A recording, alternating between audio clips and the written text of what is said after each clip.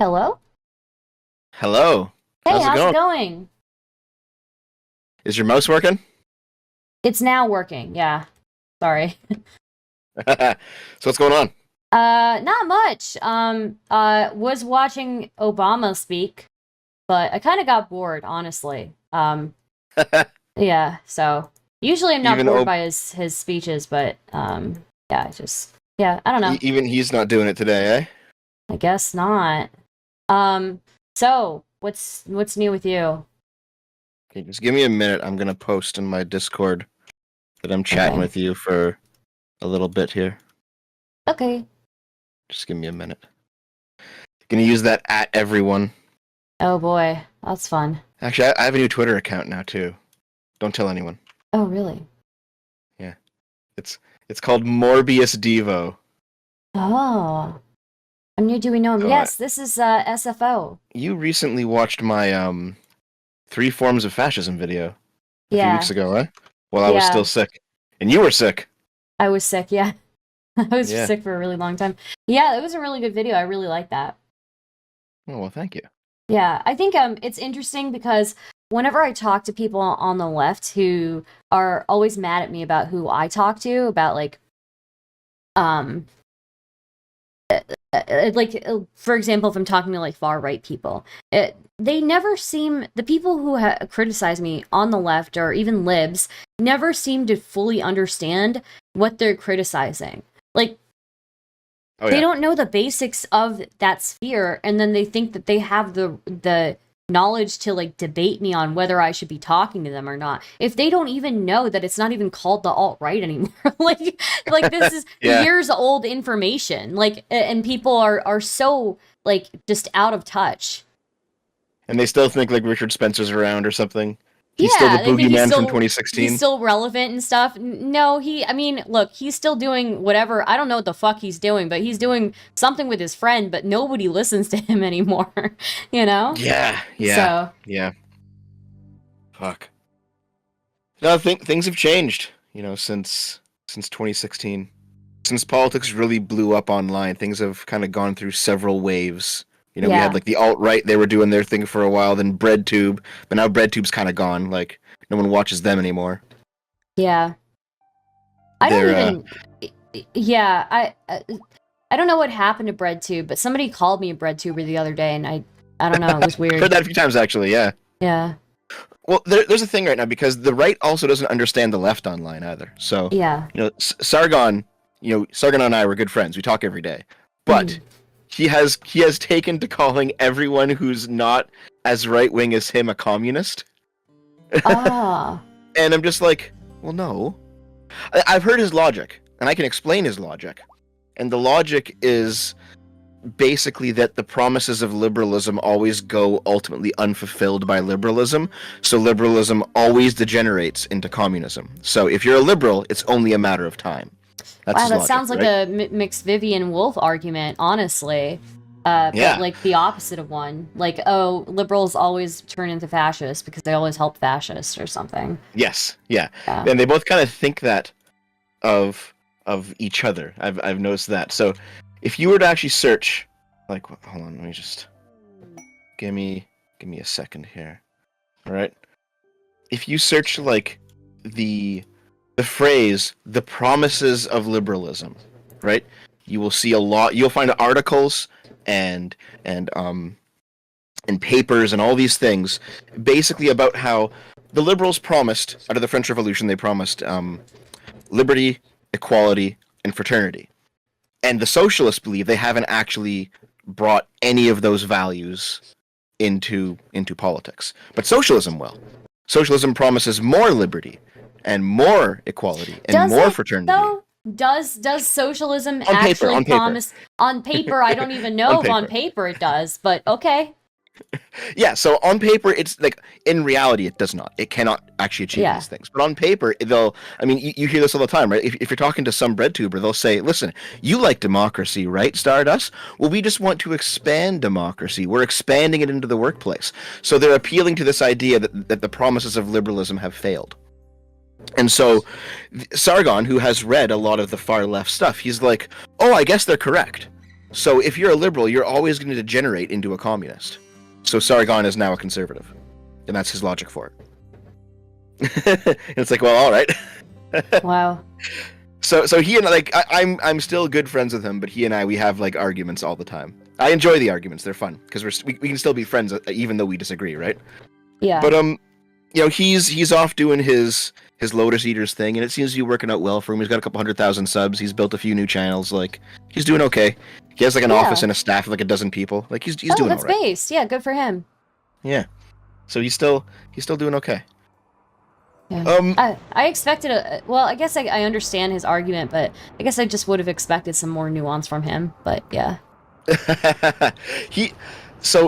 He's been doing a lot of reading. Uh-huh. Hey Tidge, how's it going? Tidge is like the resident femboy of my community. What up, femboy? Sorry, I should probably call you by your name. What up, Tidge? Sorry. Sargon's been doing a lot of reading. Yeah. Honestly, a lot of the same reading that I did for the fascism video, just to understand some of this stuff, you know? Yeah. And a lot of it has led him down a traditionalist rabbit hole. Interesting. And also I think a lot of that is just the fact that he's a dad now. You know, people tend to become more conservative when they have kids. It's just like a normal trend, you know? I don't blame him. There was one thing I noticed. I was watching your Obama video. He talked about the Nancy Pelosi husband hammer attacker, right? It was just a few days ago that a friend of mine, Paul Pelosi, was attacked in his own home. Somebody breaks into his house looking for his wife, Nancy, the Speaker of the House. And thankfully, he's back home now, and we're going to let investigators do their jobs. But here's what's clear, Pittsburgh. This habit we have of demonizing political opponents, of saying crazy stuff, it creates a dangerous climate. And when you have people who are in leadership positions who promote or ignore over-the-top rhetoric, and then when there's an attack like this, they make light of it, they joke about it, then more people are going to get hurt. And more than that, we violate the basic spirit of our democracy, the spirit of who we are as Americans. And how like people on the right are kind of making fun of it, or they're saying that, you know, it might have been like a guy who was trying to have sex with him and then it went awry, and like there's all these things going on with that story and we don't know what's going on yet, right? Mm-hmm. He seems to be correct. I mean, I don't expect Obama to necessarily be bipartisan. He's clearly a Democrat, right? But like, did you hear about the shooting of the Republican candidate a couple days ago? No, I did not. Yeah, so this is... Here, let me just pull it up real quick. I talked about it this morning on the Weekly Sip. Do I still have it? Yeah. Republican congressional candidate's Pat Harrington's house was shot up, and his children were inside. Holy shit. He's running against Democrat Jeff Jackson, and... Yeah, they're okay. He's running against Democrat Jeff Jackson in District 14. The FBI is investigating. Let's see if I can find an article so you don't just have to take my word for it. Which state is this again? Let me see. Pat Harrington is the name. Harrigan, sorry. North Carolina. Okay, here's the AP News article. So, one thing I've noticed is that the right wing of the internet is talking about this like 24/7 right now. Okay? Mm-hmm. They're talking about how there's some deranged leftoid who's going around shooting up Republican candidates who are running for office, and how this is ridiculous and the left has gone too far and this is too much. Meanwhile, at the same time, like no one on the left side of the internet is talking about this, but no one on the right is talking about any violence that their guys commit. You know, like we've reached this point in politics where it seems like both sides are just willing to point the finger at their opponents, but ignore it when their side does it. You know what I mean? Yeah. Okay, I could see that. Yeah. Do they know who did the shooting? Not yet. The FBI is still investigating. This is like 2 days old. This is 2 days old. Damn. Oh, I know you God. watched another one of my videos where I went over just like a lot of the stuff that like a lot of people who were just regular Republican voters who were getting harassed over the course that I know you watched the video and you like exclaimed a lot of shock at the one guy who got his like eye socket broken. Mm-hmm. Um, Yeah. where he was like an Asian guy in New York. He just like wore a MAGA hat around, and then a bunch of people just kicked the shit out of him, you know. And Yeah. you don't see that reported on. So I think we've reached this point in at least American politics where both sides are existing in a completely different news bubble, and they're Mhm. only seeing the stuff that makes them look like victims and makes their political opponents look like basically Nazis. And that's Yeah. a pretty dangerous place to be in because people aren't talking the same language anymore. Yeah, that is dangerous. That's very dangerous. It's interesting. There's that you say like victim, and like then the other side is the aggressor. And I find that like repeating in a lot of different spheres, online and in person, where there's like this paint. I don't know what it is, but it seems like everybody right now is kind of like bent on painting themselves as victims of someone. Or you know, whatever. Like I don't know. It just seems. It seems like people are very obsessed with the whole victimhood thing. Yeah. So there's a paper that was written maybe in 2009. It was a philosophy paper. Mhm. I know Sargon showed it to me. I know that Taftaj has read it, Mhm. but I forget the name of the guy. I can tell you the ideas, but I forget the name of the guy who wrote it. But he basically said that all of politics and all of morality does ultimately come down to justifying victimhood. And how every political camp behaves in the exact same way. They just have different targets. And his argument was basically that if you look at fascists, right? The fascists, they always claim to be victims of something. You know, there's some group out there that is oppressing them. It can be the Jews, or it can be the blacks, or it can be race mixers, it can be Marxists or liberals or whoever. But there's a group out there that's oppressing them. And they're doing things to them that violate their Nazi code of ethics. And so they are victims, and they're justified in oppressing them back. And from the Nazi point of view, they're correct, because the Nazis have an ethical code that they follow, and the liberals necessarily have to oppress them, so they are actually victims. And the socialists say the same thing. The socialists always say, "Well, we're victims of the capitalist system and of the the bourgeois and whoever, right?" Yeah. And from their point of view, they're also correct. So because they have defined what aggression is as capitalist action. If you own property, that's aggression, right? It's things like that. And then if you look at the liberals do the same thing, because the liberals will say, "Well, we only oppress people who are censors." Or who do oppressing first, but that's still ultimately oppressing the liberal political opponents, because it's only the liberals who value non-aggression, who value self-defense as its own virtue.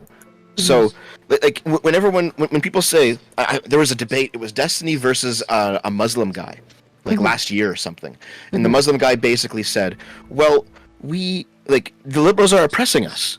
And the Destiny said, "Well, how are the liberals oppressing us?" It's like, "Well, they won't let us implement Sharia." Right? Sorry, who? Daniel remember his name. Hikikachu. Yeah, I think it's Daniel Hikikachu. It might be. I don't remember his Yeah. name. But he basically said that the liberals are preventing us from applying Sharia law. And it's like, well, isn't Sharia law oppressive? And he's like, not to us, it isn't.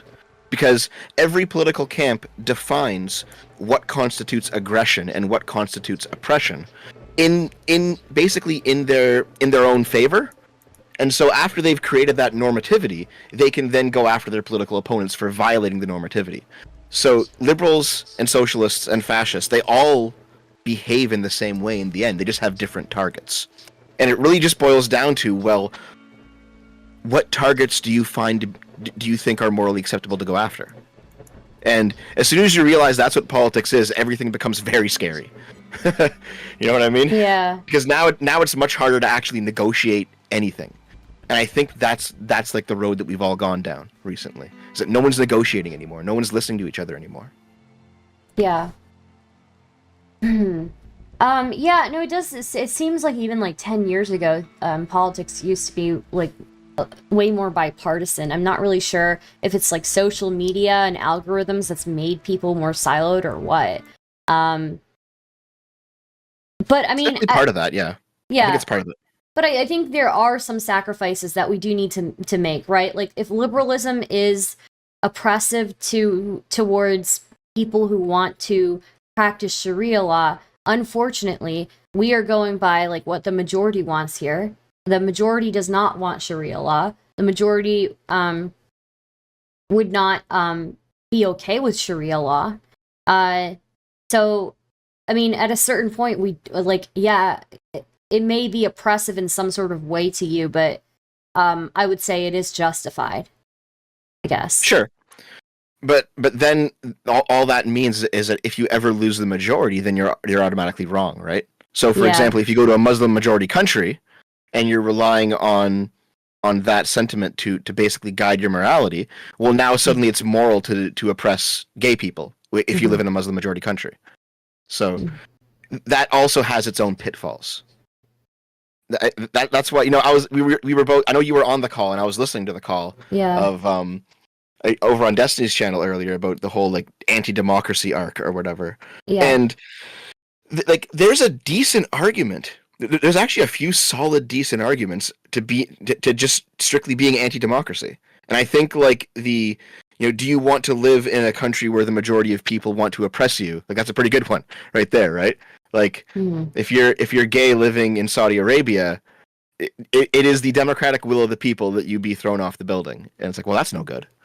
You know, there has to be some kind of virtue system that is above democracy, I think, which is a very strange way to put it because I'm still a liberal, but you know what I mean? Like, Yeah. there's something going on here. Okay.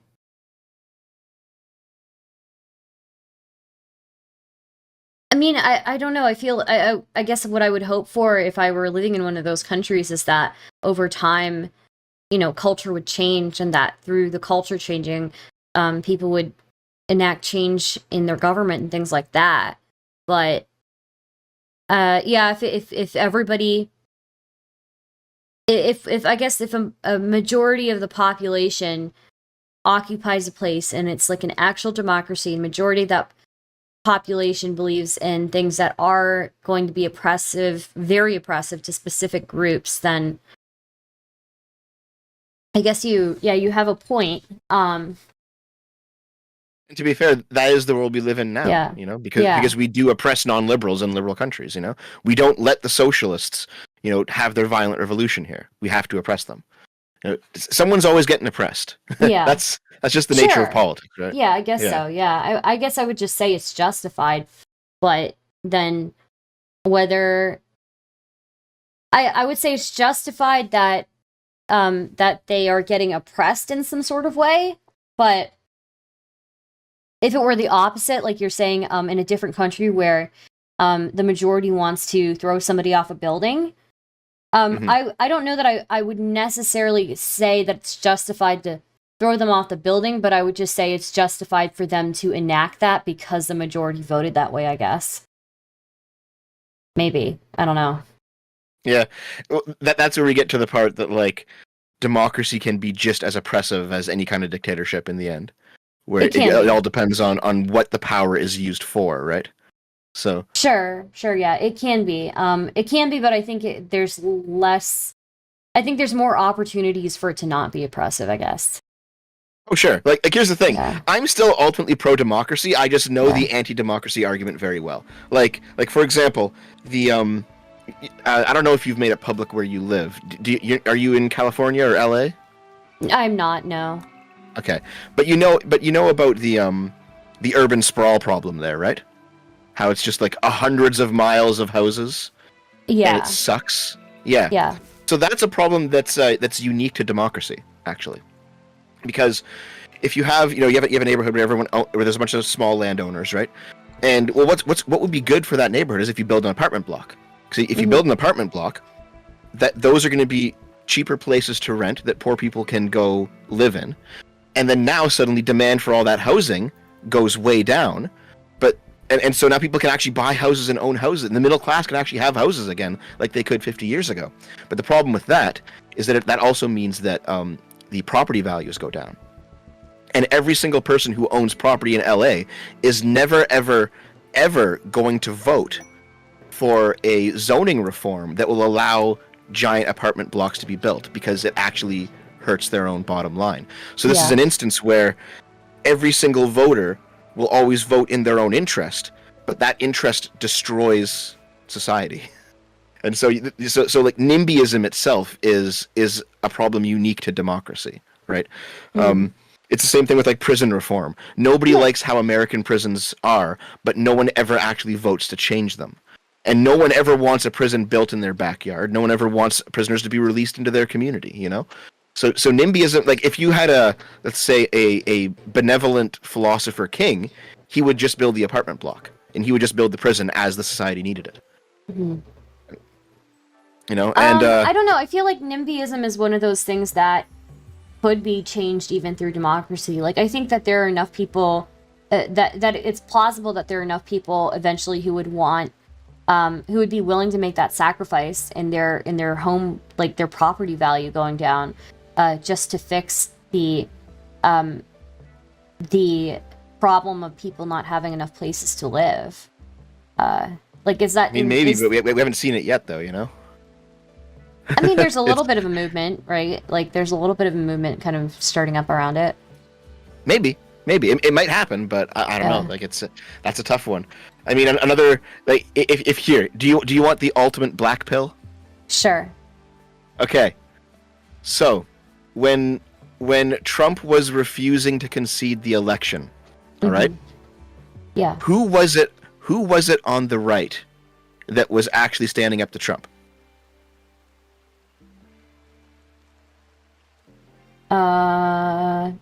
Pence? Pence did a little bit, yeah. And to his credit. But every single Republican politician who basically had their jobs on the line because they were being voted in and they knew how popular Trump was, they didn't say a single thing. It was Republican judges that looked into the cases and said, no, these have no merit. It was the Attorney General, whose position was appointed, not elected. You know, it was the head of the FBI. These are all positions that they don't need to worry about public popularity. And they were the ones that had the political space to oppose Trump from the right. And ultimately, it was those guys who did their part in saving democracy. All the ones who were in like unsafe seats and who had to get reelected, they didn't say a single thing. You know, Yeah. the ultimate black pill is that it was the anti-democratic elements of the American Republic that saved democracy. Interesting. And so I think that's why like America has both democratic and autocratic elements, because you need both of them in some sense. You need a component of your government that is outside the democratic process in order to be able to accurately judge it. Okay, that makes sense. Couchman in the chat's been converted. He now loves authoritarianism. Based. Nice. Yeah, I guess that's true. Yeah, it was the. Okay, that's interesting. I feel like my brain isn't big enough for this, but I think I'm getting what you're saying. Here, I'll give you one final black pill. Hold on, let me find this. Let me just pull this up real quick. This is something else Taftaj has sent me. She's got a big brain. She knows what's going on. Oh yeah, she does. Yeah. You've spoken to her before? Yeah, I have. I like her a lot. She's cool. Yeah. It's funny, like, as soon as she went on Destiny that first time, I messaged her. And I was like, oh, yeah, you seem really cool. And then she, like, immediately follows me back on Twitter and then fangirls out, because apparently she's been watching me for years. And I was like, oh, Yeah. okay. That's so based. Okay, here, I'll give you this study here. From Cambridge. Testing theories of American politics, elites, interest groups, and average citizens. So the TLDR of this study is, hold on, let me just find that TLDR. The TLDR of the study is basically that the statistical correlation between how much money you make and whether or not the policies that you vote for actually get implemented goes up the more money you make. And so when you're in the lowest income bracket in the United States, Who you vote for basically doesn't matter. And as your income goes up, the more likely it is that the policies you want and that you vote for end up coming true. Which is a very interesting way to look at democracy, is that, if you are a very poor person and you vote for a candidate because he says he's going to do XYZ, the chances of him doing XYZ is actually very low. Yeah. Okay. There are ways to change that though, right? Like from a local advocacy point, right? Like I don't know, like you're right. This study is right, sure. I guess I don't know what I'm getting at here. I have no idea what I'm saying. Take the authoritarian pill, Stardust. I don't think I can. I just yeah. But I don't know.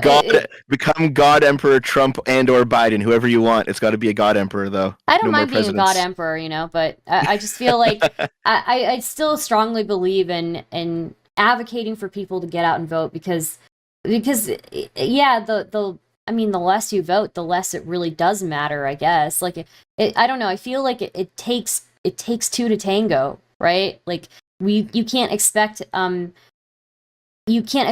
your hopes to be fulfilled when you can't even elect the people that want to help you achieve that goal. Yeah, see, so like at the end of the day, I'm still pro-democracy, right? Like Yeah. I'm not. I am kind of LARPing here. I understand the other point of view, but I am pro-democracy. Yeah. It's just that I understand that democracy, it can't be the ultimate value. It can't be the highest political value. It has to be only a part of your political process. Sure. Well, what do you think the other values are? Oh, well, in the United States, it's the Constitution, right? The Yeah. Constitution, the whole point of the Constitution is that these are things that, even if the population votes for them, the government cannot do. And so if you have that limit on democracy, then you can at least rein in the excesses of the tyranny of the majority. That's the reason that your republic is set up the way that it is. Okay. And it's more on the left than on the right, because on the right you at least have the libertarians. On the left, they just do not give a shit about the Constitution. They're like, any institution that stands in the way of us implementing our politics is an illegitimate institution and must be dismantled and overthrown and subverted because our politics are just that moral and righteous. That's a lot of what the left says right now. And that's insane. Like, no, there needs to be some limit on everyone's politics, including yours, Like, I would agree with that, yeah. Yeah. So I find and the right does it too, because the right has now gone on like this anti-democracy arc of their own because they lost an election, right? Yeah. Like, I think I mentioned in the fascism video, I mentioned something along the lines of, fascists tend to, as soon as an institution produces a result that they don't like, they tend to completely delegitimize the institution. They attack the rules of the game rather than accepting the fact that they lost the game. Yeah. And you see fascists on the left do this and fascists on the right do this, because fascism is neither left nor right. Yeah. In the end. Oh, I hate it when I hear like leftists who try to say that like, oh, fascism is inherently right wing, and it's like, well, not. Not really, no. Yeah. No. Yeah. No. But yeah, it's just the acceptance. Like, I know Americans, they really harp on about democracy a lot, how good it is and how moral it is, and we're the country, it's like all this stuff, but like there's other parts of politics that also need their due respect. I think. I'm not an anarcho-capitalist. I don't like the anarcho-capitalists. I have read some of their stuff, and the one political innovation that's actually good that comes from the anarcho-capitalists is when Hop, I think he did it in Democracy: The God That Failed. Hop said something like, "Rights are inherently anti-democratic." Yeah. Is that, you know what you're saying there? Exactly. That makes sense? I get that makes sense, yeah. Yeah. You don't vote on rights. Yeah. Yeah, the idea is that, like, if you own a house, you have a right to it. And if 100 people walk into your house and vote themselves the owners of your house, well, no, you own it. Your right overrides their democracy, and you have the right to remove them with force, So if you have a right to a thing, then the public's vote doesn't matter. If you have a right to be gay, it doesn't matter if the majority doesn't want you to be gay. You can do what you want in your private life. So I think that's like that's a reasonable limit on democracy, is the idea of rights. Yeah, we just seem to be in like a dark time right now politically. A dark time. What do you think the solution is? Fuck. The more that I look into it, the more the solution is probably just going to be a fight. Like all out if brawl? You look at like a fist fight or what? No, possibly a civil war in the United States. I know, Oh my I'm not going God. to go. Hold on, I'm not going full Tim Pool on you here. And Okay. I think it's far. I think like it might happen in the next 100 years. It might be a long time, but like anytime you see tensions like this, where you have two groups that just live in different realities, they tend, over the course of history, they've always tended to just form their own nations. They've So split there'll be up. like an East United States and a West United States. Or maybe like the coasts and the interior, or something like that. They tend to split up. Damn. Happens in the Balkans, East and West Roman Empire. Like, pick a country and it happens. The only place it doesn't really happen is China. China's always had like massive wars of reunification. They tend to stay together, but like European history is always about the history of ethnicities and peoples and nations breaking up because they just start living in different realities.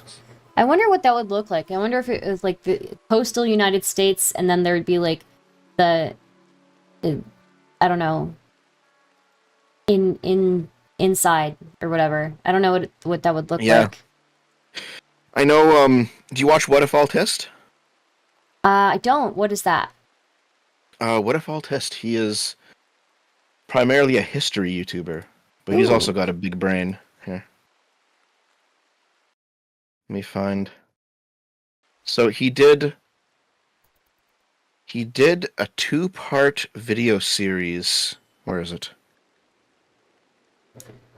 A 2-part video series 2 months ago, and it's called "Explaining America's 9 Nations." It's like a 2-hour watch. It's a great watch. Oh shit! Where he That just sounds goes- really he based. goes- Yeah. He goes into detail of basically these 9 ethnicities that exist on the American continent. And you've got like the Caribbeans, and you've got the Midwesterners, and then you've got the people living on like the West Coast. You've got the Quebecers, the Quebecers, the Acadians that live in like the Northeast, Northeast America and Canada, like, and it's just, these are the ethnic. Okay, I'm using ethnic in a European sense. Yeah. Like cultural traditions and habits, the differences between these nine geographic locations in North America. Yeah. And it might. Here's the thing, like, I don't want any sort of civil war. I hope America's had some moments where it's been pretty divided, and usually they can bring it back to the center and like hold on, right? And Yeah. I hope that happens again, but it might not. Who knows what the future's going to bring? Who knows? Yeah. Wow. But he's a great channel. He does so much good stuff, and he is like a center right leaning kind of guy, and and sometimes that comes through. But he tends to focus mainly on just history, and so Okay. he's. I'll I take a highly look at recommend his him. stuff. Yeah, I'll take a look at his stuff. It's super cool. Yeah. I know he debated Vosh like maybe 6 months ago or so, and like.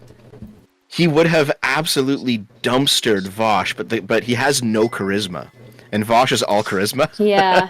So, like, clearly, What If Altist had the knowledge to just run circles around Vosh, but he didn't Yeah. know how to say it, and Vosh just basically squeaked through on the fumes. It was a really funny debate to watch, though.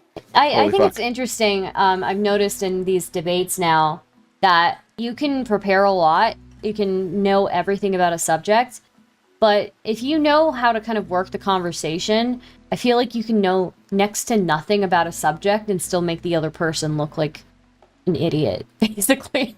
And it's really fucking terrible. And I feel like I've used it to my advantage a couple of times, and I feel a little bit bad about it. So, yeah.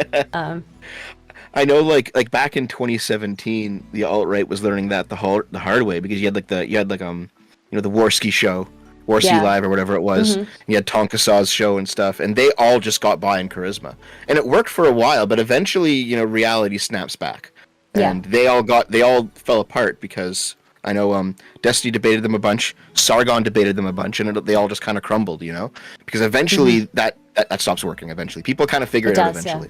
Yeah. Yeah, there was a guy in your chat. I think his name is Elective Tool. He said Yeah. that this guy is sus. I bet I know his idea on Ukraine. What do you think my idea on Ukraine is, dude? Yeah, what I'm is not your gonna idea on Ukraine? I mean, I'm pro Ukraine, obviously. Yeah. Yeah, I mean, Okay. some people think that I'm like, God. I mean, Well, it's because of the there's- friends that I have, right? But like, I'm not like a pro Russia simp that some other Yeah. people on the right seem to be. Like, that's fucking insane. That shit is Jesus weird Christ. to me. Like, talk Yeah. about they're siding with like Russia and I don't know. They're buying up like Russia and China talking points, and it's like, bro, like China is the communist, or they were the communists. Like, this like. What are you doing? Why are you backing the guy who wants to bring the USSR back together? I mean, I don't know if he actually does, but like, like that's kind of what they're known for there. You guys are literally backing them. Like, what's going on? There's a few reasons for that. Do you watch Kraut's videos? You know who Kraut is? Yeah, I love Kraut. I used to watch a lot of his videos actually.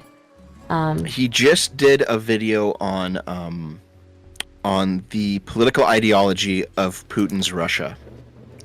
Another hour-long video, but it's amazing. It's great. And actually, I know that he watched and critiqued my my fascism video, and he actually got my reading list, and he used some of my books for his video. So that was actually pretty cool to see. Yeah. But he goes basically into, it's 2 Russian fascists and then 1 German, and their political science writing, and how these 3 guys basically have influenced Putin's outlook on life and on Ooh. politics. Okay, yeah, let's take a look at that.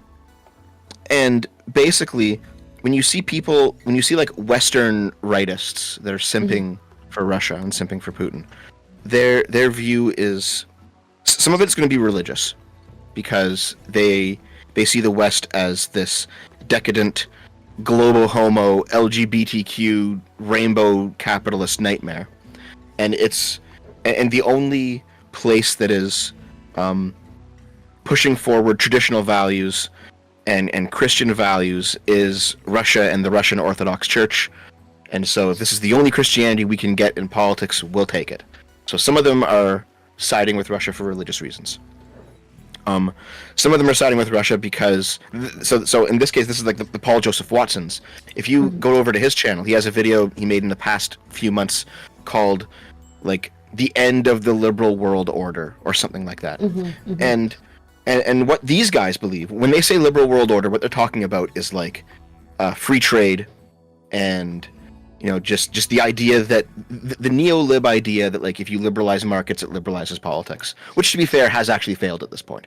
The Germans were buying oil from the Russians, hoping that the Russians liberalizing their market would also liberalize Russian politics, and it did not. Americans have been buying cheap shit from China for 25 years because Clinton and Bush both believed that if China opened up its markets, it would liberalize their politics, and it didn't. So the neo-libs were wrong on that. But there's they'll also call it like the rules-based world order, and basically these are guys that want to see that collapsed and pulled apart as part of dismantling liberal hegemony, because they want to return to a more conservative way of viewing the world and of doing politics, a more like insular. We don't interfere in each other's countries anymore. So we're dismantling NATO. We're dismantling all of these global alliances, and everyone just stays in their lane. I did call Bush a neolib because Bush was actually a neolib. The neocons are neolibs. Yeah. Interesting. Okay. Yeah. At least economically, I mean. Economically, Yeah. they are. So you have guys like Paul Joseph Watson who are like, listen, if we want to challenge the Western liberal stranglehold on politics and the Western and the dominant Western liberal bloc, We need somebody who's willing to show that all of the rules are just a sham. They're a paper tiger. So they want Russia to win. And in fact, these people have basically been completely BTFO'd by the fact that Ukraine has been winning the war. These are the people who thought that the war would be over in 2 weeks. So you have like the political reason, you have the religious reason, and then you just have the fact that the Russians are basically like a new variant of neo-fascist, and then you have a bunch of post-fascists in the West, and they're basically just siding with them for that reason. And so those are the three main reasons why you see a lot of people on the right supporting Russia. And then there's like a fourth one, and the fourth one is like conspiracy laden, where they just don't trust the West's interpretation. And to be fair, the West has done some weird shit with propaganda as well. Like, we're not innocent of this. So I get it, right? You always have the CIA overthrowing governments in like the third world, and people lying about this or that. Like, you've seen that in our history. So they're basically saying, hey, what if all of the liberal history we've been taught is just propaganda? And so now they're like, this is like, for example, what like Aiden Paladin thinks on the right, where the entire narrative about Ukraine cannot be trusted because we've all seen it filtered through an American lens, and the Americans aren't impartial. If that makes sense. Aiden Paladin is I just talked to her recently. I was really surprised to hear that she's a monarchist. Yes. Yeah. She's a libertarian monarchist, actually. Yeah. Yeah, that was really surprising. Which is a ridiculous idea. Yeah. Libertarian. Almost kind of like monarchist. Like, man, I don't. I'm still wrapping my head around that one. Yeah. But yeah, she's really into patriarchal stuff. She really likes the patriarchal, aspect of like a religious kind of like monarchy or something like that. Mm-hmm. I mean, I hate to say it, but I think part of that might just be sexual with her. But I know part of it for sure. Yeah. Well, okay, I don't want to go too hard because Aiden and I have recently had a big fight. Oh, okay. Yeah. But she no, basically. go ahead. Whatever you want to say. Well, the TLDR is that she leaked my DMs, and I don't take that kindly, so I've stopped associating. There's nothing like bad in them because I don't say bad things, but I still think it's like a breach of privacy. So I was like, you know what? Maybe you and I shouldn't talk anymore. Yeah. But in terms of her ideology, the whole libertarian monarchist thing is basically that she believes that government is a corporation. And so to best run government, you should structure it like it's a corporation, like it's privately owned. So you have a monarch who is like a president or a CEO, someone who owns the company. And then the landed aristocracy, they're like your middle managers. And then your serfs are your employees. And so the reason that she believes that this makes sense is because someone who owns a company is not incentivized to destroy their own company because they own it. They generate wealth from it. They care about it. It's their creation.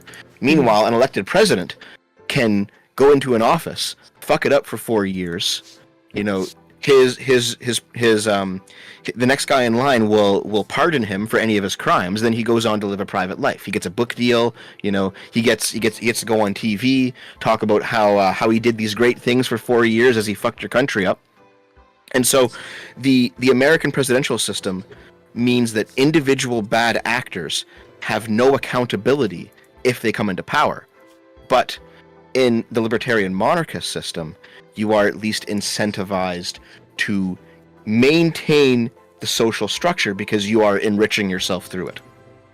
Now, this is a retarded idea, but I can see her point of view. Yeah. I can at least see her point of view.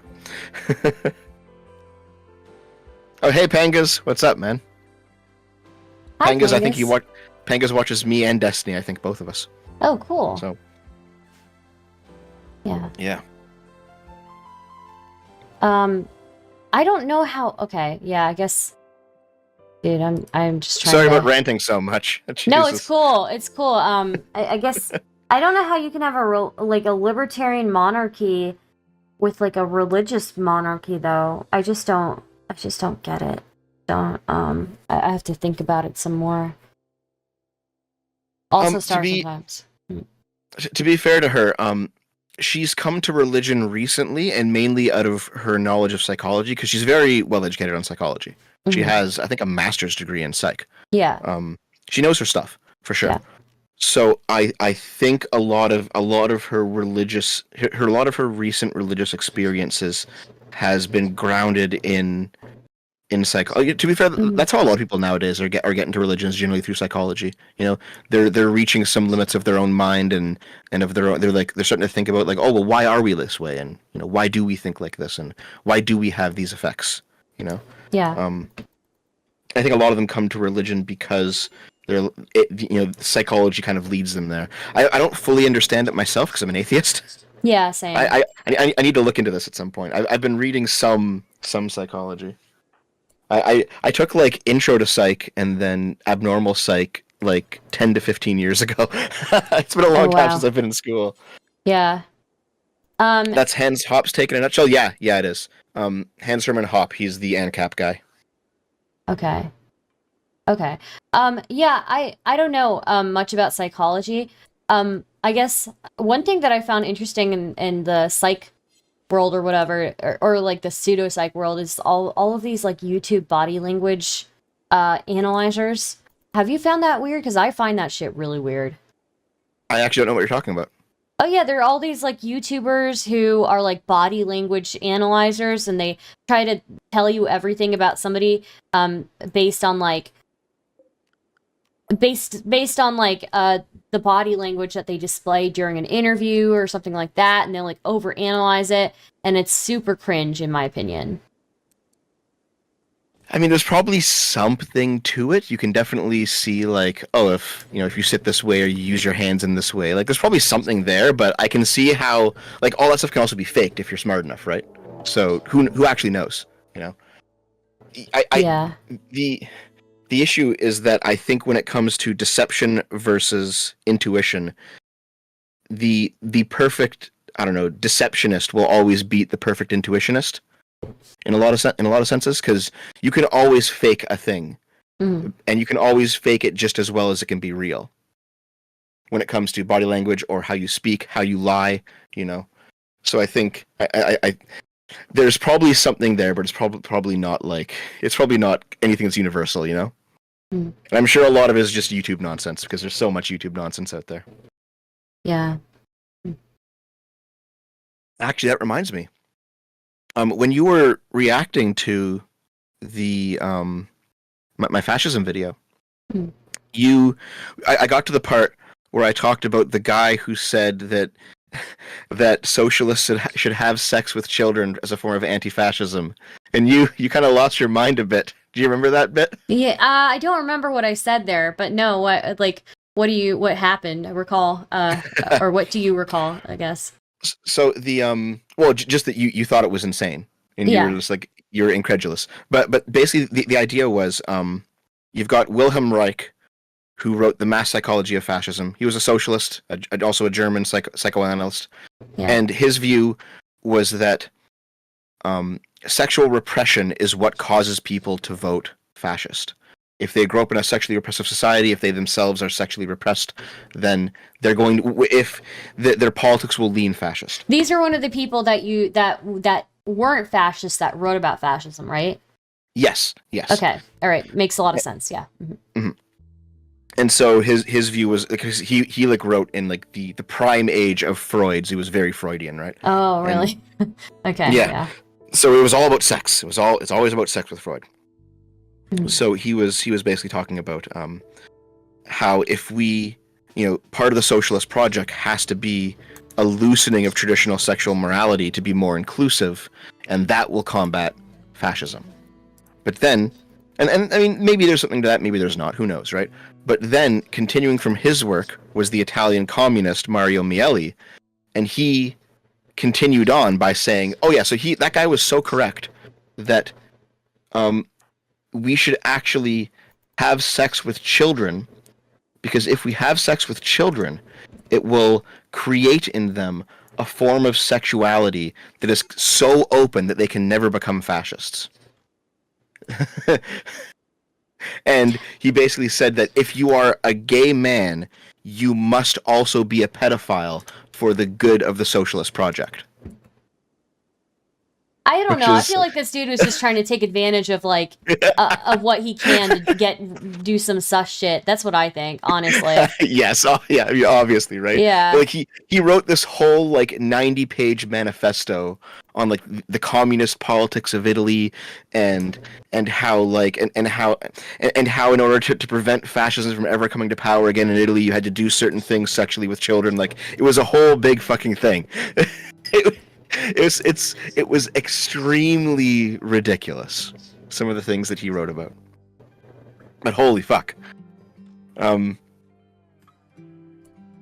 one thing that I didn't mention in the video, one thing because it was too spicy, Yeah. is that I know Vosh swears by Wilhelm Reich and the mass psychology of fascism.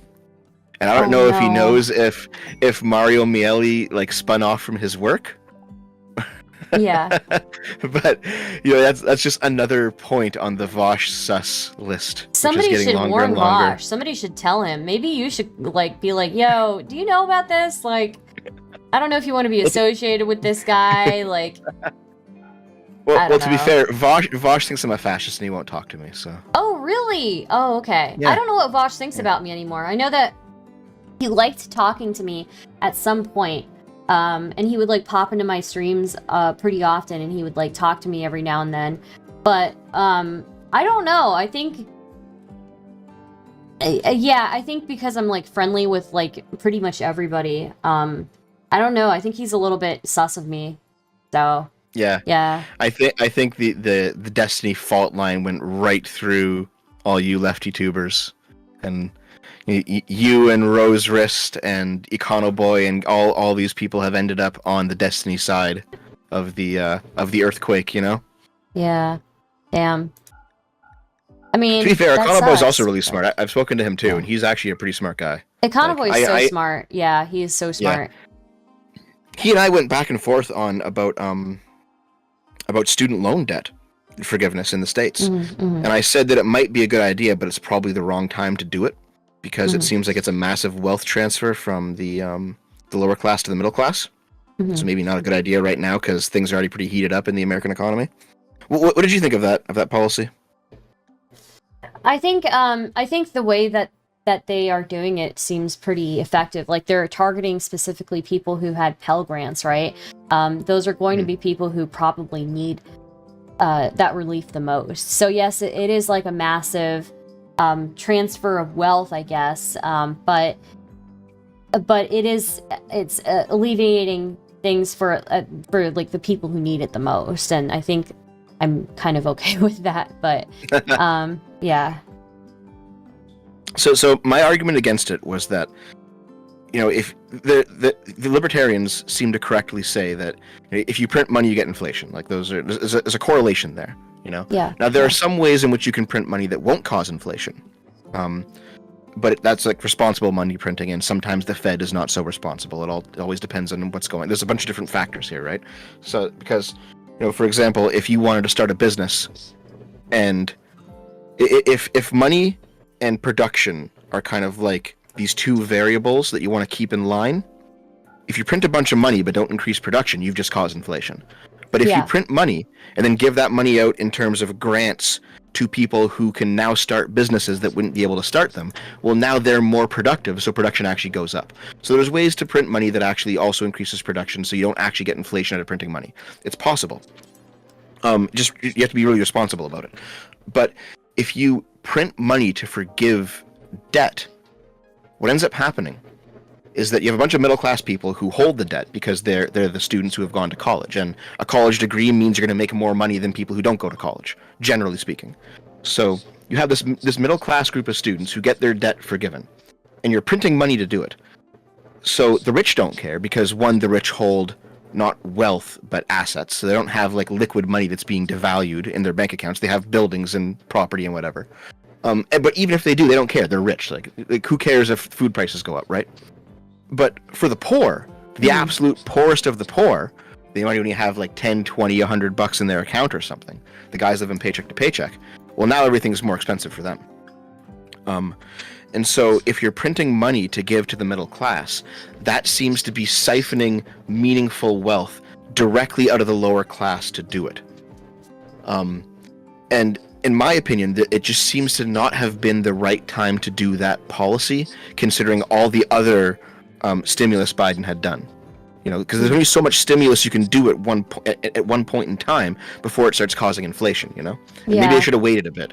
I mean, I'm sure he did it just to try to win the midterms, right? So I mean, there's a political reason too. Well, Econoboy did make a good point though, that like for what we're experiencing, he like did a breakdown of like the percentages, right, of like how much something is contributing to inflation, and like how much stimulus was contributing to inflation, all of this, right? And he basically made a breakdown. He basically made the argument that whatever inflation we are incurring from these from these policies, or these things that Biden is like passing, it's worth it, because what we're getting in return is so much more, is essentially what he's been saying. I don't know if he's done that for the student loan thing. I think he did it for the COVID stimulus. Probably. Yeah, the COVID stimulus. Yeah. So. And here's the thing. I did a similar video. I just called it Bidenflation with like a bunch of meme symbols in it because it was kind of fun. I know my audience got mad at me for it, but I did a similar analysis. We probably used the same report that came out, because there was a report that came out like at the start of the year about how much money Biden had spent on stimulus. So we probably covered the same thing. But the idea was basically like, if inflation is 8%, we can attribute maybe 2% of that to the war in Ukraine. We can attribute 1 to 2% of that at background inflation, which is normal, and then we can attribute 4% of that to Biden stimulus. And so if you have 4% as actually the result of Biden printing money to give out to people to try and keep the economy afloat during COVID, well, then what did you get for that 4% inflation? And you could say like, well, we saved so many jobs, and we, you know, so many people had certain debts relieved, and so many people were able to like, you know, keep their heads above water when they had no money. And so maybe you could say that 4% inflation is worth that. And there's an argument to be made on the numbers there of, you know, how much did you get, and is 4% inflation worth it? But I think the right wing accurately points out that a lot of that inflation happened because of the lockdowns anyway. And now the right doesn't care about the negative effects of COVID, right? they some of them don't believe that it's real. Some of them say it's not that bad. Some of them say, you know what, our personal liberties are more important, and you shouldn't have locked us down. That's probably the most reasonable argument on the right, is that, you know, this wasn't worth what we paid for it. You shouldn't have locked us down. Okay, fair enough. We can accept that. Just for argument's sake, we can accept it. So they're going to say, hey, listen, Biden, you don't get credit for keeping people afloat when it was government action that put their heads below water anyway. And I think that's a fair criticism. Okay, you know? yeah. If that's the case, I can definitely see their argument there. I don't know. The thing though is that they're wrong, but yeah. Like that's you know, yeah. I mean, maybe like explain. If, you know, if you lock down, and then that destroys businesses and destroys jobs and destroys industries, well, then you have to ask, well, was the lockdown worth it? Was the amount of locking down that you did worth the economic damage that you incurred? And if the answer is no, well, then you can't really give Biden the credit for saying, well, I offset it by printing a bunch of money and giving it to you. It's like, well, that was kind of a Band-Aid, though. Like, I don't know if America would have been better off if you had more infections, more deaths, but more freedom. That's a hard question to answer, you know? Maybe not. I don't know that it would be, because I think our medical facilities were like pretty swamped. I had friends who worked in the medical industry. Just with the way that it was with the lockdowns that we had, medical professionals have been like retiring left and right. And I had friends who were nurses who were experiencing so much more death than they were used to. So I think that was a huge strain on that industry. And I think that industry is going to be recovering for a really long time. And if it had been any worse, I'm not really sure what would have happened, I guess, to that industry. You know, that's fair, but at the same time, you know, I live in Canada where we had a much more strict lockdown than you guys did in the States, and we experienced all that stuff too. We have nurse burnout, we have deaths, we have businesses that have been destroyed. You know, we had a trucker protest, which is, you know, that, you know, rebelling against the government might be a normal occurrence in the United States. That never happens here. Like that was a once in a generation event here in Canada. So, like, it may be the case that locking down prevented some catastrophe, but I feel like you really have to lock down to prevent all the catastrophe. Like, China has gone full authoritarian mode, destroying everything in their path, and it hasn't helped that much. You know what I mean? So I think there's diminishing returns on lockdowns, and it may be the case that some people on the left went too far or advocated going too far, despite the cost that they would have paid otherwise. You know what I mean? Like, it seems like there was no good answer here. Yeah, it's really hard to say. Like, you're right. It's really hard to say how things would have been different when we didn't do those things, I guess. Someone in the chat says we should have done the Florida protocol for the entire U.S., where old people were kept inside and young people were able to be out and about. I mean, maybe, because young people weren't, like, affected that much by COVID in the end. It was all old people, you know? So maybe. Maybe. And then here's the other side of the conversation. We never fully locked down like we were supposed to. If we had done it right, it would have been worth it without question. Are you sure about that, though?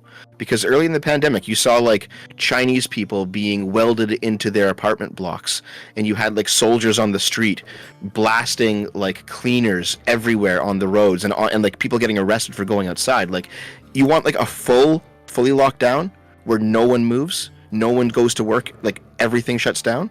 I don't think that would have been worth it. Like, you have weld them, Giga Chat. Like, if you want to see what a true lockdown is, you can look at China, and, like, that was insane. Like, that was nuts. Yeah, that is insane. And I think they're still doing their, like, zero COVID policy, I believe. Like, or at least I saw, like, a couple of months ago, like, people were getting, like, transported to different facilities if they tested positive for COVID. And that shit's fucking crazy. Yep. Yeah. So, like, it seems like there was just no good answer here. It was, like, either lots of people die and you have your freedom, or, like, you have varying restrictions that get more and more draconian. Yeah. You know? You can probably lock down people without going so far as to weld people in their homes. No, you can't, because people are going to go outside. They want to, you know? China is still welding people into their apartments, apparently. I was not aware of that. But they apparently, like, they have some weird... I don't know if this is true or not, because this could just be Chinese, like, propaganda or whatever, but they were talking about they have this this cool, like, grocery app, and you can get groceries delivered to you or whatever, and I don't know how real that is, you know? So, well, I mean, we have, like, Instacart over here and stuff, so I mean, maybe, right? Maybe. No, I've seen a lot of, did you see, oh, fuck. So, I do a podcast with Lilith Lovett, if you know who that is. I don't know. Okay. Sorry, I'm new to this whole space. She's she's a trans porn actress. Okay. But she's Chinese. She's from Taiwan. Yeah. And so we did a video on China maybe 2 or 3 weeks ago. No, I was sick back then. It was longer than that. We did something, and we did it just what was happening in China, and we watched a bunch of videos and she translated, and there was, like, people who were stuck in apartment blocks in Shanghai who were just starving in their apartments, and they were all, like, hanging out their windows on their balconies, like, yelling stuff like, we're starving, we're dying in here. And then, like, a government drone flew in and, like, on loudspeaker on the drone told them all to shut up. And it was like, this is the dystopian cyberpunk future, you know? Yeah. Wow. Oh, Panga sent you a video of the apartments, if you want to see it. I think I have to get going, though, at this point. I have to take a look. Let me see. Did you send it on Twitter? Thank you for hanging out with me. It was super interesting to talk. Problem. I'm sorry I didn't have a whole lot to say. I feel like there's like a... I'm sorry for dominating the conversation. No, it's cool. It was interesting for sure. Let me see. Oh, you know what? I think I did see something about this. I did see their Angus said in videos. Twitter. Yeah. I saw videos of like just screaming in some of the streets in China. Yeah. Yeah. That's why I had Lilith translate, because I didn't know what was going on. Like, I spent some time in China like 15 years ago. I used to know like basic it's all gone. It's amazing how as you get older you lose languages. It's nuts. I couldn't like get a few words when I was listening to it. I was like, Lilith, you gotta help me out here. Yeah. Okay. I dated a Chinese girl when I was like 21, so I learned a bit, but Yeah. Okay, chat, I just found it. Here it is. Sorry. Here, let me share it with you. what game have you been playing, by the way, anyway? RimWorld. Oh, okay. I'm addicted to it. It's terrible. That's your Factorio, eh? Yeah, pretty much. Yeah.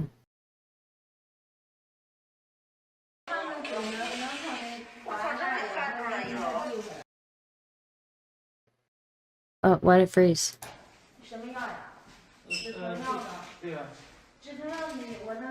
Oh my god.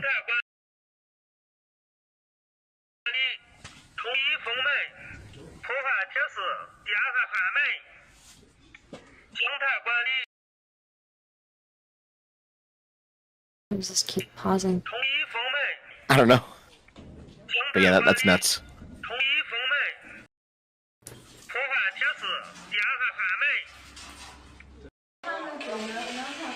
Yeah, you can see the sparks coming from underneath. Yeah. So crazy. And hold on. I do gotta take off pretty much now, but I'm gonna send you one more thing before I go. Let me Okay. just find it here. I autistically save like everything for videos and streams. I'll just go into my China file for a minute. Zenshine9 says China was so extreme. There should be a middle ground somewhere. At least we should not have had politicians lying to us, saying it was all a planned world unleashed pandemic, or that Dems made it happen on purpose. That would have been nice, yeah. That would have been nice. I mean, I understand like the anger about some of the what am I trying to say here? There's anger about how people seem to be very hypocritical about who gets to say what, you know? Mm. Like, if you said that this was a lab leak, you know, in 2020 or 2021, you'd be banned off social media. You were called like a Nazi conspiracy theorist, Alex Jones watcher. Mm-hmm. And until Jon Stewart said it on his show. And then it's like, oh, why is he allowed to say it now, you know? And now you have people in Congress saying, I was like, well, come on, guys. Like, there was so much double standards on what you were allowed to say, whether or not it was correct. Like, maybe it would have been all just conspiracy theory, but people shouldn't have been, like, kicked out of the internet for saying it. I think the issue is that when the original person who talked about it being a lab leak was not talking about it being a malicious lab leak, right? The person who was initially saying that it could have been a leak from one of the labs was saying that basically they were known for going into bat caves without the proper gear, and they were known for not wearing the proper gear when taking samples from different places, and that it may have been a leak through, I guess, just over exposure and you know, not enough protective gear, right? I think that's what it was basically. So it was like a negligence leak, and not like a man-made virus that was leaked out into the world. It was just they were doing testing on these different caves and these different areas, and probably were not following the safest protocol. But I think there's a huge difference between saying that and then saying that like it was man-made, the CDC funded it, the CDC funded it and created it and unleashed it upon us and all of that, right? I think there's a huge difference. Yeah. I completely agree with you. I think that there's a shredding of social trust when it comes to what you're allowed to say online right now. Like, for example, on right-wing Twitter, you can see like a 10-minute collage of people who are Democratic Party members and like elected people, even Biden and Hillary. This 10-minute collage of them openly saying that Donald Trump didn't win 2016. And it's like, well, Jesus Christ, we've been talking about how dangerous it is to democracy to deny the 2020 election. What have you guys been doing for 4 fucking years? You know, like on the right, there's this deep sense that everything is just hypocritical right now, and that people aren't playing by the same rules. And it's like, what the fuck? So, like, I don't fully agree with them, but I get where they're coming from. I understand where they're coming from, but again, like Hillary didn't take a whole long time to concede. She conceded the next day. Yeah, you know, so she conceded the next day. And, you know, whether or not she said, well, I won the popular vote. Well, the popular vote doesn't really matter, right? Like, we know the way that the election works. Well, I think one of the clips, though, was like in 2018 where she's like, Donald Trump is an illegitimate president. She just like outright says, like, Jesus Christ, like, come on, guy. Well, maybe that's a bit irresponsible. Stupid, yeah, stupid for her to say that, yeah. I think I might do a video on that because I do know at least some people on the center left watch me, so I want to like expose both sides to what they're missing. You know what I mean? That's kind of been my goal with my channel recently. Sure, I think that's a really fair thing to say, and I'm willing to concede that, like, you know, she's said things that maybe she shouldn't have said. There are things that Democratic candidates have said that they shouldn't have said, but like when it comes down to the actual actions, at least she conceded the next day. At least she didn't end up suing, like, you know, trying to sue a whole bunch of states and stirring up a whole bunch of people who honestly feel like the rug was pulled from under them, and honestly, you know, feel like they have to fight, you know, the government, basically, right? Like, I feel like at least she didn't do that. I feel like there's still a difference in like the amount of extremes that both sides are going to. I don't know. But... No, I agree. I agree with you. Yeah, in the end, you know, there's something that you say 2 years later on CNN to rile your base up, and then there's what you actually file in court. Those are two different things for sure. Yeah, and you know, also just regarding the whole Russian thing, like, I kind of sided with like what Julia Yaffe has said on it. And she said that basically, like, the Russian, like the FSB, them finding what they found, like with the emails or whatever, was kind of like a fluke accident, right? It wasn't like they were trying to make Hillary lose the election. They weren't sure like how effective they would be in hurting her campaign. But it ended up like it was like she describes it as like when you're trying to like push a bully back, right?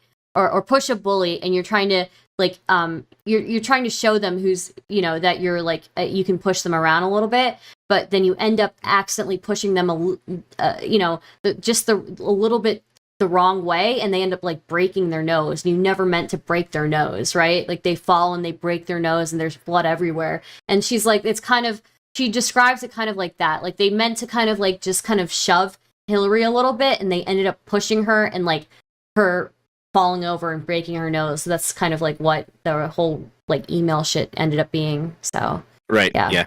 I don't know if I described that correctly. I'm sorry. I'm really. No, I got it. I think I know what you're saying. Yeah. I do have to go though because it is bedtime and my girlfriend's already in bed. So. Oh, okay. All right. Well, here, have a good one. I dug up 4 videos if you want to watch them from on the China stuff. They're like 4 little clips, right? Yeah. That kind of show off what was going on with like the protests and the rounding of people up and all that. So you can check those out if you like. And yeah, like if you need more videos to watch, What If Alt Hist is great, and Kraut's new Putin video is excellent. Those are great. Yeah, I have to take a look at those. Yeah. So this is actually a conversation I want to have with you at some point, but I can't do it right now. So we'll do it next time, okay? Okay, sounds good. Yeah. All right, cool. Thanks for chatting with me. Hope you have a great night. Yeah, no problem. All right, I'll see you next time. See ya. This is more funny. From tonight, couples should sleep separately. Don't kiss. Hug is not allowed. Eat separately. Thank you for your cooperation. 今天晚上开始，夫妻必须分床睡，分开吃饭，不允许亲嘴，不允许搂抱。希望大家遵守一点，坚持一点，谢谢配合。从今天晚上开始，夫妻必须分床睡，分开吃饭，不允许亲嘴，不允许搂抱。希望大家遵守一点，坚持一点，谢谢配合。从今晚上开始，夫妻。Let's see. So, couples should sleep separately, don't kiss, hug is not allowed, and eat separately. The next thing is Dr. Oh, I love Dr. Eric Fagelding. I like this guy. Residents in Shanghai screaming from high-rise apartments after 7 straight days of the city lockdown. The narrator worries that there will be major problems. In Shanghainese dialect, predicts people can't hold out much longer. He implies tragedy. 就刚刚，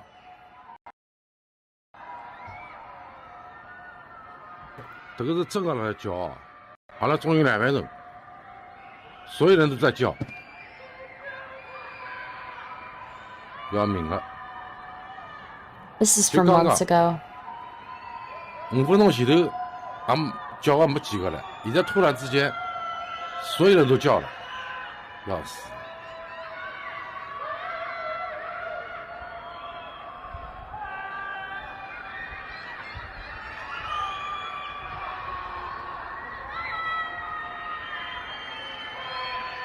要命了！再这样弄下去，我跟侬讲，真的要出事体了，操，麻烦了。根治啥么呢？因为所有个人，伊都不晓得这个状态到底维持到啥个辰光。侬总要拨个标准，或者是讲有一个具体的说法。没，侬讲看，闷了7天。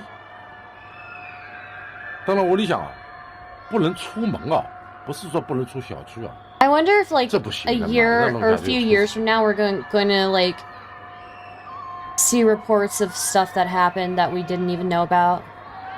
I mean, obviously, I guess, but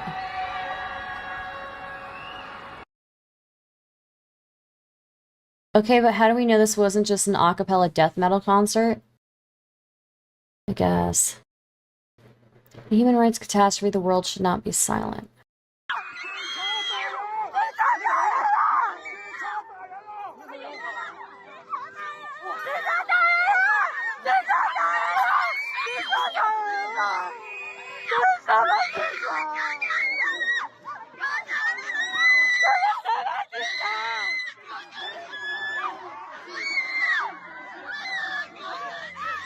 Hey, Nightmare Shiro, thank you for gifting a sub to my little homie.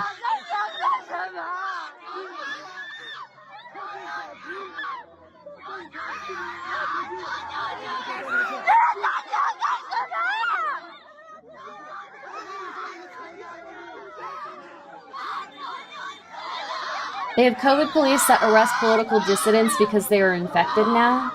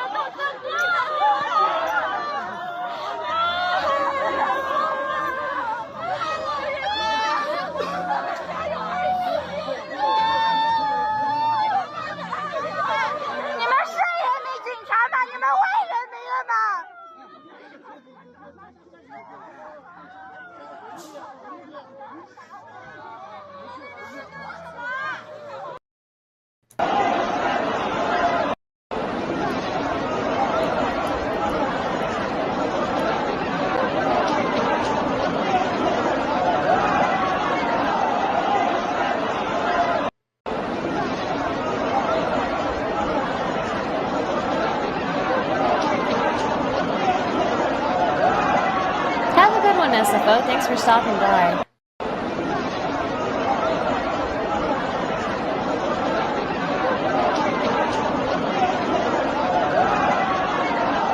Basically, if you've got low social credit score and you get COVID, the quarantine cops isolate you and you disappear. That's so fucking scary, dude. I do remember, I do remember, seeing this couple blog, and they had been like detained and put in a different facility because they'd been infected with COVID. So this couple was like kind of vlogging about the experience. And, like, it just looked like fucking hell. Like, it was like they were all staying in a fucking camp.